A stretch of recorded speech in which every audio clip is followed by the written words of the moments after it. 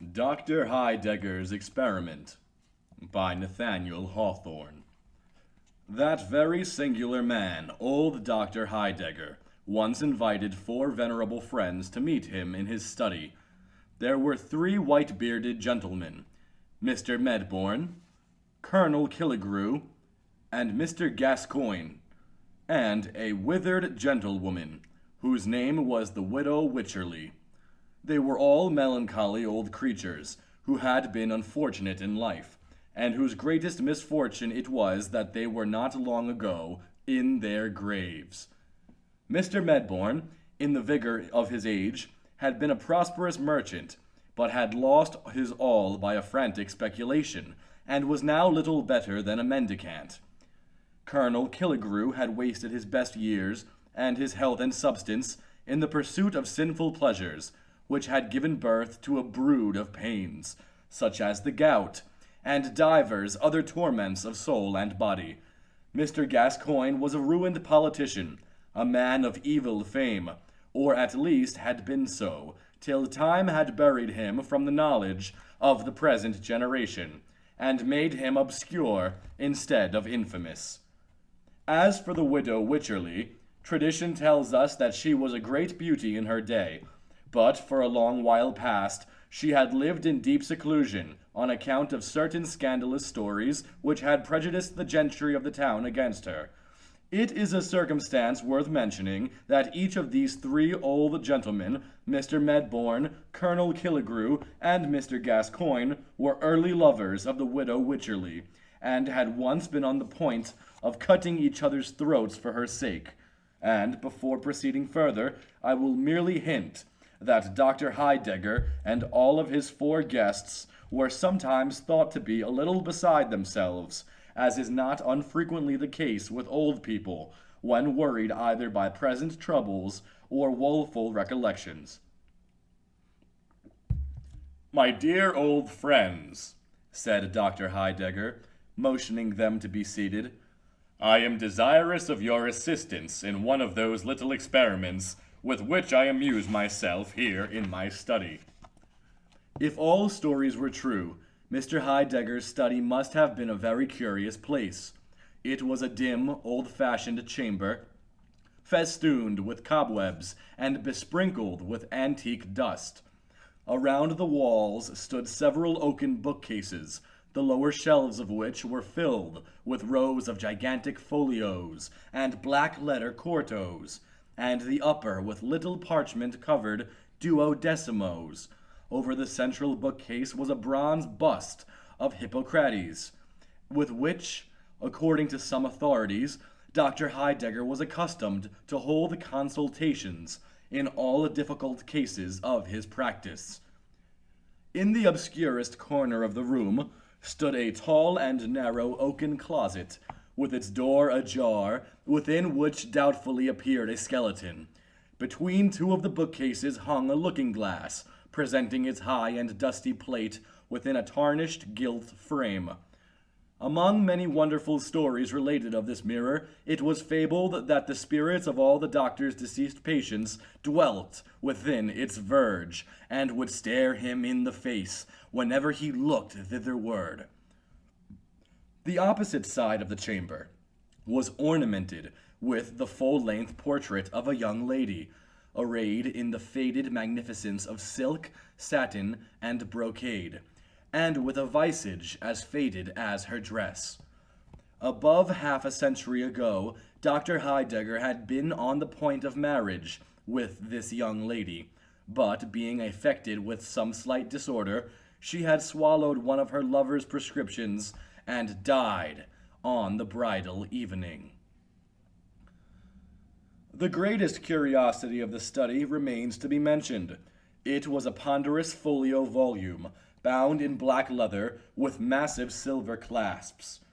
There were no letters on the back, and nobody could tell the title of the book, but it was well known to be a book of magic, and once, when a chambermaid had lifted it, merely to brush away the dust, the skeleton had rattled in its closet, the picture of the young lady had stepped 1 foot upon the floor, and several ghastly faces had peeped forth from the mirror, while the brazen head of Hippocrates frowned, and said, "Forbear!"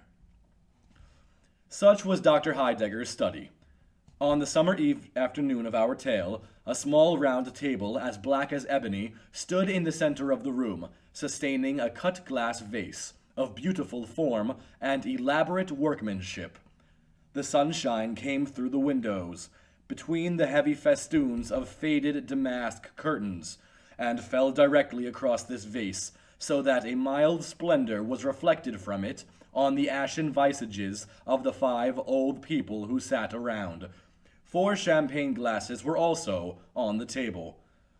"My dear old friends," requested Dr. Heidegger, "may I reckon on your aid in performing an exceedingly curious experiment?" Now, Dr. Heidegger was a very strange old gentleman, whose eccentricity had become the nucleus for 1,000 fantastic stories. Some of these fables, to my shame be it spoken, might possibly be traced back to mine own voracious self, and if any passages of the present tale should startle the reader's faith, I must be content to bear the stigma of a fiction-monger. When the doctor's 4 guests heard him talk of his proposed experiment, they anticipated nothing more than wonderful than the murder of a mouse in an air pump, or the examination of a cobweb by the microscope, or some similar nonsense, with which he was constantly in the habit of pestering his intimates. But without waiting for a reply, Dr. Heidegger hobbled across the chamber and returned with the same ponderous folio bound in black leather, which common report affirmed to be a book of magic. Undoing the silver clasps, he opened the volume and took from among its black letter pages a rose, or what was once a rose, though now the green leaves and crimson petals had assumed one brownish hue, and the ancient flower seemed ready to crumble to dust in the doctor's hands. "This rose," said Dr. Heidegger with a sigh, "this same withered and crumbling flower blossomed 55 years ago.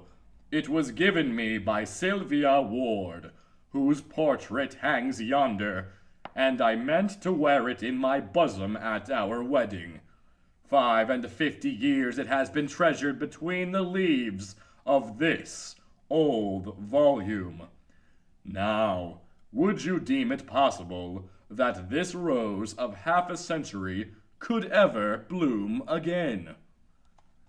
"Nonsense," said the widow Wycherley, with a peevish toss of her head. "You might as well ask whether an old woman's wrinkled face could ever bloom again." "See," answered Dr. Heidegger. He uncovered the vase, and threw the faded rose into the water which it contained. At first, it lay lightly on the surface of the fluid, appearing to imbibe none of its moisture. Soon, however, a singular change began to be visible. The crushed and dried petals stirred, and assumed a deepening tinge of crimson, as if the flower were reviving from a death-like slumber. The slender stalk and twigs of foliage became green, and there was the rose of half a century, looking as fresh as when Sylvia Ward had first given it to her lover. It was scarcely full-blown, for some of its delicate red leaves curled modestly around its moist bosom, within which 2 or 3 dewdrops were sparkling. "That is certainly a very pretty deception," said the doctor's friends carelessly, however, for they had witnessed greater miracles at a conjurer's show. "Pray, how was it effected?" "Did you ever hear of the Fountain of Youth?" asked Dr. Heidegger, "which Ponce de Leon, the Spanish adventurer, went in search of 2 or 3 centuries ago?" "But did Ponce de Leon ever find it?" said the widow Wycherley. "No," answered Dr. Heidegger, for he never sought it in the right place. The famous fountain of youth, if I am rightly informed, is situated in the southern part of the Floridian Peninsula, not far from Lake Macaco. Its source is overshadowed by several gigantic magnolias, which, though numberless centuries old, have been kept as fresh as violets by the virtues of this wonderful water. An acquaintance of mine, knowing my curiosity in such matters, has sent me what you see in the vase. Ahem, said Colonel Killigrew, who believed not a word of the doctor's story. And what may be the effect of this fluid on the human frame? You shall judge for yourself, my dear Colonel, replied Dr. Heidegger, and all of you, my respected friends, are welcome to so much of this admirable fluid as may restore to you the bloom of youth. For my own part, having had much trouble in growing old, I am in no hurry to grow young again. With your permission, therefore, I will merely watch the progress of the experiment. While he spoke, Dr. Heidegger had been filling the 4 champagne glasses with the water of the fountain of youth. It was apparently impregnated with an effervescent gas, for little bubbles were continually ascending from the depths of the glasses, and bursting in silvery spray at the surface. As the liquor diffused a pleasant perfume, the old people doubted not that it possessed cordial and comfortable properties, and though utter skeptics as to its rejuvenescent power, they were inclined to swallow it at once. But Dr. Heidegger besought them to stay a moment. Before you drink, my respectable old friends, said he, it would be well that, with the experience of a lifetime to direct you, you should draw up a few general rules for your guidance in passing a second time through the perils of youth. Think what a sin and shame it would be if, with your peculiar advantages, you should not become patterns of virtue and wisdom to all the young people of the age. The doctor's 4 venerable friends made him no answer, except by a feeble and tremulous laugh. So very ridiculous was the idea that, knowing how closely repentance treads behind the steps of error, they should ever go astray again. Drink, then, said the doctor, bowing.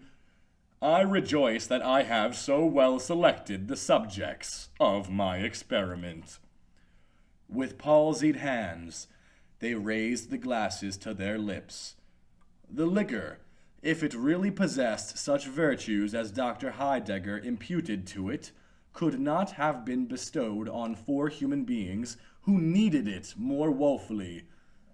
They looked as if they had never known what youth or pleasure was, but had been the offspring of nature's dotage, and always the gray, decrepit, sapless, miserable creatures who now sat stooping around the doctor's table, without life enough in their souls or bodies to be animated even by the prospect of growing young again. They drank off the water, and replaced their glasses on the table. Assuredly, there was an almost immediate improvement in the aspect of the party, not unlike what might have been produced by a glass of generous wine, together with a sudden glow of cheerful sunshine, brightening over all their visages at once. There was a healthful suffusion on their cheeks, instead of the ashen hue that had made them look so corpse-like. They gazed at one another, and fancied that some magic power had really begun to smooth away the deep and sad inscriptions which Father Time had been so long engraving on their brows.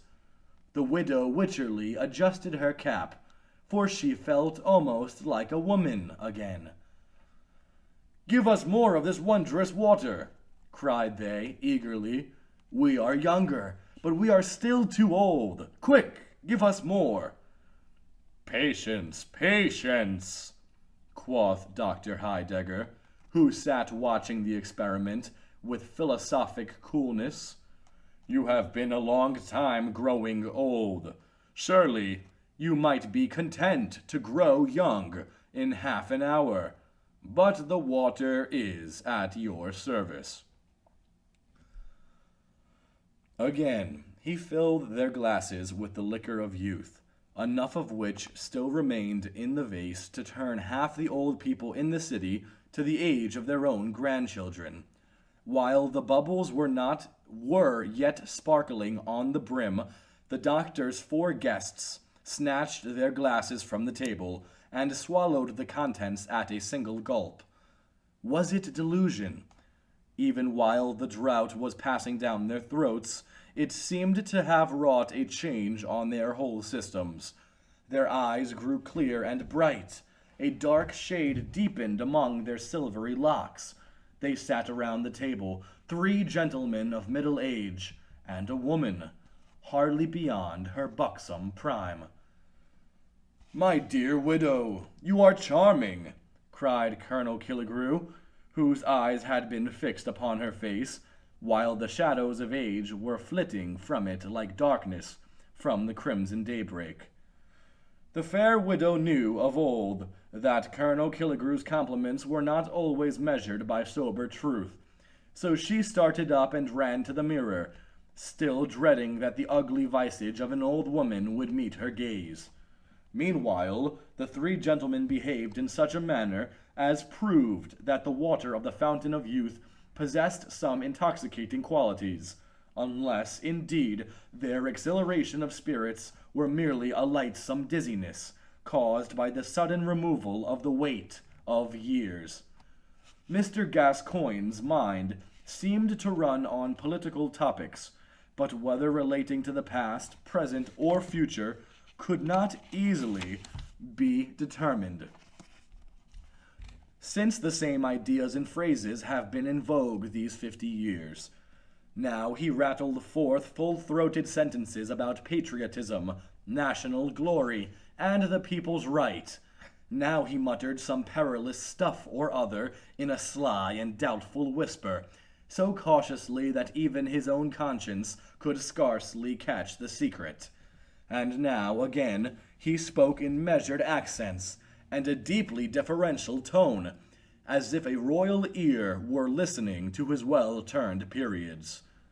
Colonel Killigrew all this time had been trolling forth a jolly bottle song, and ringing his glass in symphony with the chorus, while his eyes wandered toward the buxom figure of the widow Wycherley. On the other side of the table, Mr. Medbourne was involved in a calculation of dollars and cents, with which was strangely intermingled a project for supplying the East Indies with ice by harnessing a team of whales to the polar icebergs. As for the widow Wycherley, she stood before the mirror, courtesying and simpering to her own image, and greeting it as the friend whom she loved better than all the world beside. She thrust her face close to the glass to see whether some long-remembered wrinkle or crow's foot had indeed vanished.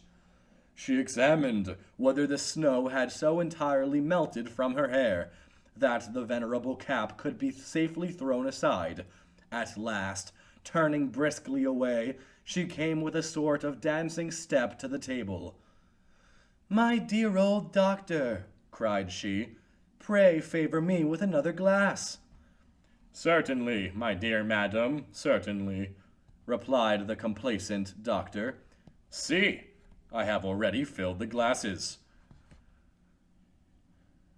There, in fact, stood the 4 glasses, brimful of this wonderful water, the delicate spray of which, as it effervesced from the surface, resembled the tremulous glitter of diamonds.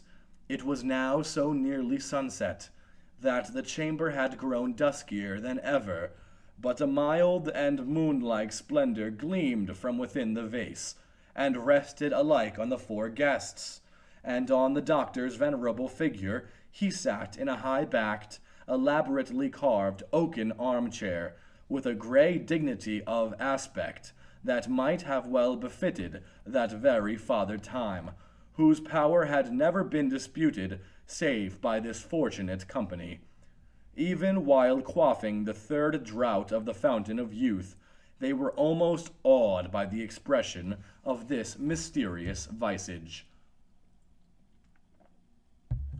But the next moment, the exhilarating gush of young life shot through their veins. They were now in the happy prime of youth. Age, with its miserable train of cares, and sorrows, and diseases, was remembered only as the trouble of a dream, from which they had joyously awoke. The fresh gloss of the soul, so early lost, and without which the world's successive scenes had been but a gallery of faded pictures, again threw its enchantment over all their prospects. They felt like new created beings, in a new created universe. "We are young! We are young!" they cried exultingly. Youth, like the extremity of age, had effaced the strongly marked characteristics of middle life, and mutually assimilated them all. They were a group of merry youngsters, almost maddened with the exuberant frolicsomeness of their years. The most singular effect of their gaiety was an impulse to mock the infirmity and decrepitude of which they had so lately been the victims. They laughed loudly at their old-fashioned attire, the wide-skirted coats and flapped waistcoats of the young men, and the ancient cap and gown of the blooming girl. One limped across the floor like a gouty grandfather, one set a pair of spectacles astride of his nose, and pretended to pore over the black-letter pages of the Book of Magic. A third seated himself in an armchair, and strove to imitate the venerable dignity of Dr. Heidegger. Then all shouted mirthfully, and leaped about the room.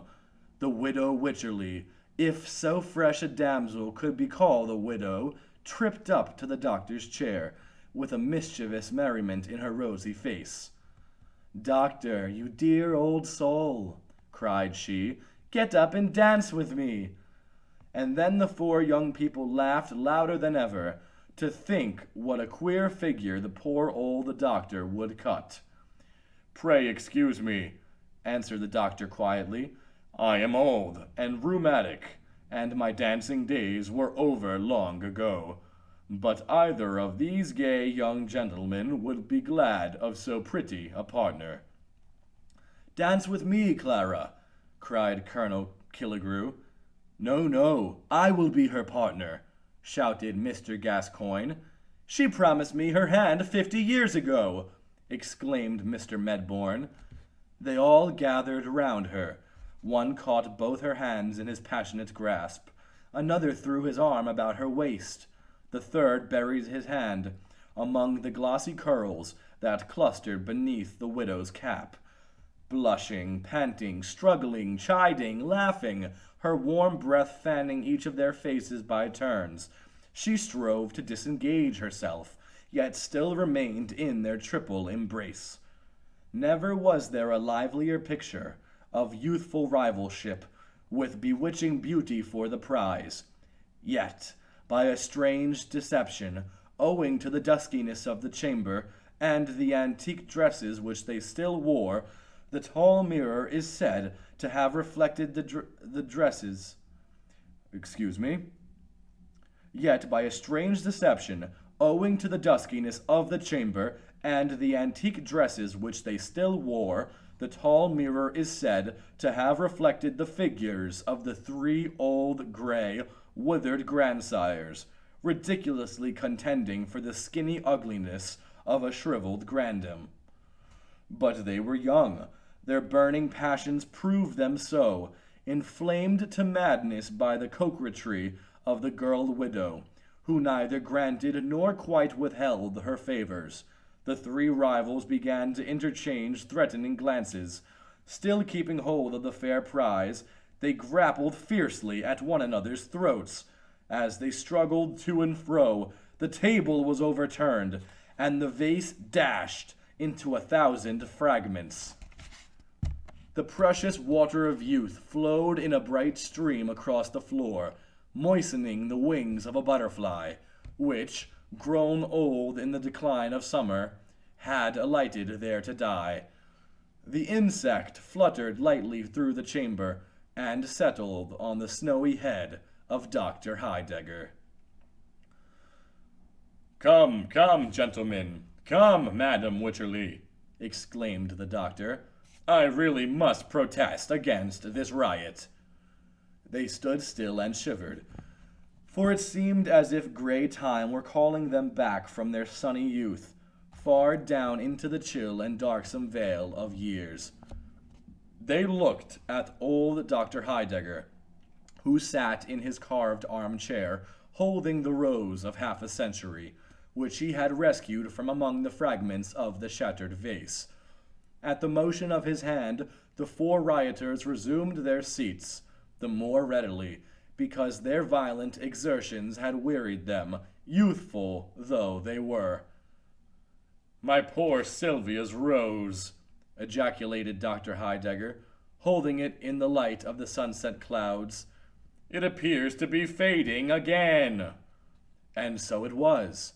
Even while the party were looking at it, the flower continued to shrivel up, till it became as dry and fragile as when the doctor had first thrown it into the vase. He shook off the few drops of moisture which clung to its petals. "I love it as well thus, as in its dewy freshness," observed he, pressing the withered rose to his withered lips. While he spoke, the butterfly fluttered down from the doctor's snowy head and fell upon the floor. His guests shivered again. A strange chillness, whether of the body or spirit they could not tell, was creeping gradually over them all. They gazed at one another, and fancied that each fleeting moment snatched away a charm, and left a deepening furrow where none had been before. Was it an illusion? Had the changes of a lifetime been crowded into so brief a space? And were they now 4 aged people, sitting with their old friend, Dr. Heidegger? "Are we grown old again? So soon?" cried they, dolefully. In truth, they had. The water of youth possessed merely a virtue more transient than that of wine. The delirium which it created had effervesced away. Yes, they were old again, with a shuddering impulse that showed her a woman still. The widow clasped her skinny hands before her face, and wished that the coffin lid were over it, since it couldn't be no longer beautiful. "Yes, friends, ye are old again," said Dr. Heidegger, "and lo, the water of youth is all lavished on the ground. Well, I bemoan it not, for if the fountain gushed at my very doorstep, I would not stoop to bathe my lips in it. No, though its delirium were for years instead of moments.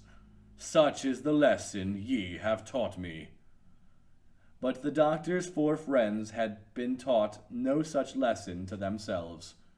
They resolved forthright to make a pilgrimage to Florida, and quaff at morning, noon, and night from the fountain of youth.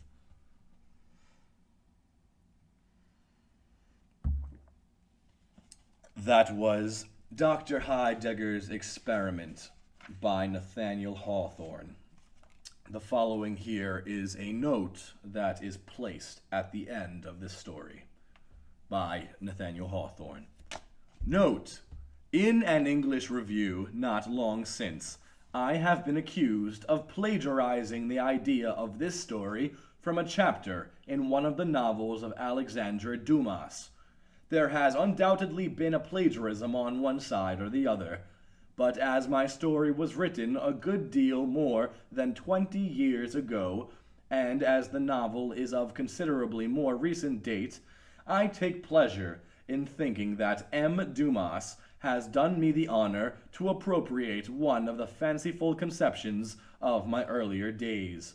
He is heartily welcome to it, nor is it the only instance by many in which the great French romancer has exercised the privilege of commanding genius by confiscating the intellectual property of less famous people to his own use and behoof. September 1860. Now, ain't that something? If you enjoyed this video, please go ahead and leave a like and comment down below, letting me know if you enjoyed this story, and if you have any requests, please post down below as well. Thank you for listening.